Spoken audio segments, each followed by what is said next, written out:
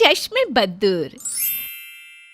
सलोनी दोपहर के समय घर में हॉल में झाड़ू लगाने के लिए पंखा बंद कर देती है, जिससे हॉल में ही बैठे बैठे झपकियां ले रही उसकी सास रमा की गर्मी के कारण आंख खुल जाती है। तो बंद पंखे को देखकर वो अपनी बहू सलोनी को घूरने लगती है।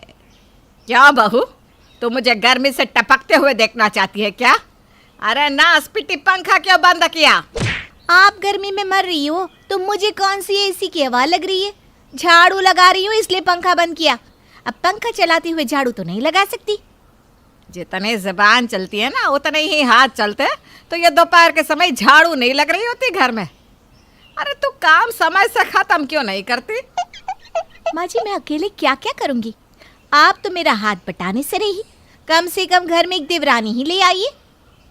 सास बहू की बातें जारी ही होती है कि तभी रमा का छोटा बेटा अमित अपने कमरे से बाहर आता है। भाभी, अब अपने आराम के लिए मेरी बर्बादी क्यों चाहती हो? ओहो, कैसी बातें करती हैं आप देवर जी? बर्बाद हो आपके दुश्मन, भला मैं क्यों ऐसे सोचूंगी?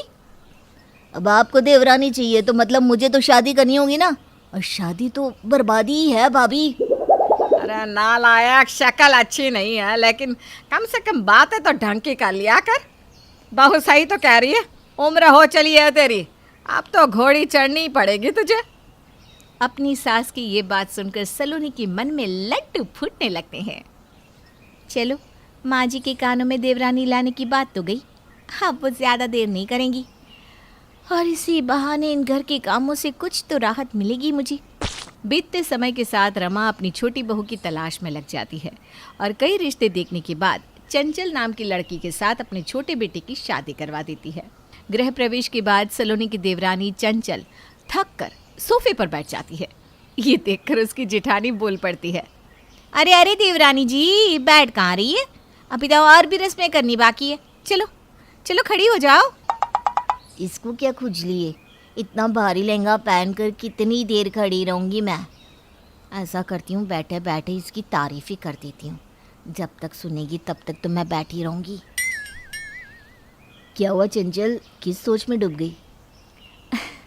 कुछ नहीं, मैं ये सोच रही थी कि जेठानी जी ने ये भारी साड़ी कितनी अच्छे से पहनी है।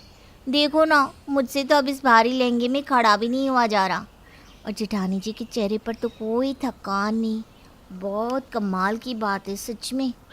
अपनी तारीफ सुनकर सोनाली अपने बालों को संवारने लगती है और खुशी खुशी कहती है। देवरानी जी, कोई बात नहीं, रस्म थोड़ी देर बाद करते, क्योंकि खास रस्में तो सब हो चुकी है ना। हाँ, छोटी बहू थोड़ा सुस्ताल है, शादी की रस्मों में तो थकावट हो ही जाती है।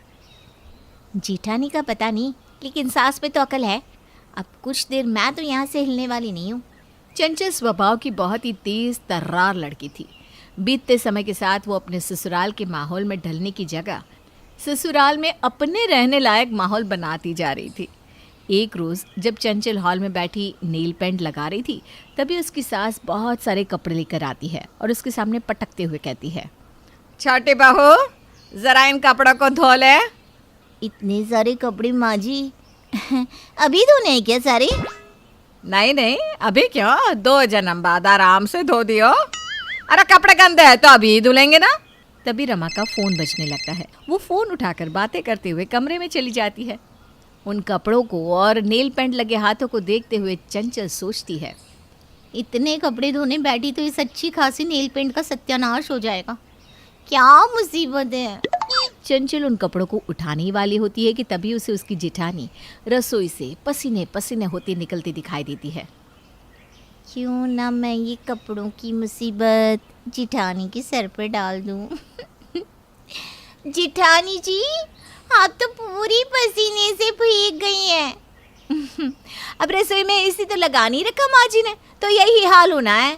अब जा रही हूँ नहाने में। ऐसे मानना पड़ेगा जेठानी जी, आप ना बड़ी फिट है, मतलब एक के बाद एक काम चुटकियों में निपटा लेती हैं। बहुत एनर्जी है आप में।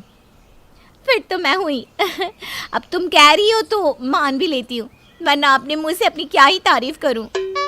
सच में जेठानी जी, आप जैसा फुर्तीला मैंने कोई देखा ही नहीं, वरना शादी के बाद ना सभी आलसी हो जाते हैं। पर आपकी तो बात ही अलग है। ओहो, अब बस भी करो। एक तुम हो इस घर में जो मेरी तारीफ करती हो, वरना मैं किसी को नजर कहाँ आती हूँ। बोलते हुए सलोनी की नज़र कपड़ों के ढेर पर जाती है। ये कपड़े यहाँ कौन पटक गया? माँ जी, और कौन? कह रही थी सारे धोने। देखो अभी इन्हें धोने में मुझे तो 2 से 3 घंटे लग जाएंगे। उफ। अरे आधे घंटे में धुल जाएंगी ये कपड़े, चिंता ना करो। मैं नहाने जा रही हूँ ना, लगे हाथ इन्हें भी धो दूंगी। लाओ चलो। अरे सच में आप जैसा ना कोई नहीं जेठानी जी। चंचल अपनी जेठानी की ज़र्रा तारीफ कर देती है, जिसके बाद सलोनी सारे कपड़े उठाकर धोने के लिए चली जाती है। इस बात से मन ही मन खुश होते हुए चंचल कहती है, अरे वाह, जेठानी की थोड़ी सी तारीफ कर लो, धीरे धीरे सारे काम वो अपने हाथ में ले लेती है। सही है, जब काम बन रहा हो तो झूठी तारीफ करने में मेरा क्या ही जाता है। अब बीतते समय के साथ हर काम से बचने के लिए चंचल उस काम को करवाने के लिए अपनी जेठानी की 2-4 झूठी तारीफ कर दिया करती। अपनी तारीफ सुनकर सलोनी भी उसकी बातों में आकर सारे काम खुशी खुशी कर दिया करती। ये बात सलोनी के अलावा घर में हर किसी को समझ में आ रही थी। एक शाम जब चंचल सलोनी को अपना काम पकड़ाकर बाहर चली जाती है, तभी उसका पति ऋषभ घर आता है। सलोनी को चंचल की साड़ी प्रेस करते हुए वो देखता है। क्या बात है, आजकल तो बहुत काम करने लगी हो तुम। अरे नहीं, वो तो बस देवरानी जी की साड़ी प्रेस कर रही थी। वाह, क्यों उसे साड़ी प्रेस करनी नहीं आती? आती है, लेकिन वो तुम्हारी तारीफों के पुल बांध देती है और तुम उसकी बातों में आकर उसके सारे काम अपने सर ले लेती हो। ऐसा कुछ नहीं है। और रही तारीफ की बात, तो मैं हूँ ही तारीफ के लायक। बस ये बात घर में कोई नहीं समझता, सिर्फ देवरानी जी को समझ में आती है। अरे वो ज़रूरत से ज़्यादा समझदार है, इसलिए तुम्हारी 2 तारीफ करके तुमसे 10 काम करवा लेती है। पर ये बात तुम्हें कहाँ समझ में आती है? खुद ही सोचो, उसने कभी खुद से किया है कुछ? खाने से लेकर साफ सफाई तुम ही करती रहती हो। ऋषभ की बात सुनकर सलोनी की आंख पर बंधी अपनी देवरानी की मीठी बातों की पट्टी खुलती है और वो खुद भी इस बारे में सोचने लगती है। उसी रात खाना बनाने के समय सलोनी आराम से बैठी होती है कि चंचल घर आती है। आज तो ना मैं बहुत थक गई। खरीदारी करना भी कितना मुश्किल है ना। वैसे जेठानी जी खाने में क्या बना रही हो? वो तो तुम्हारे ऊपर है।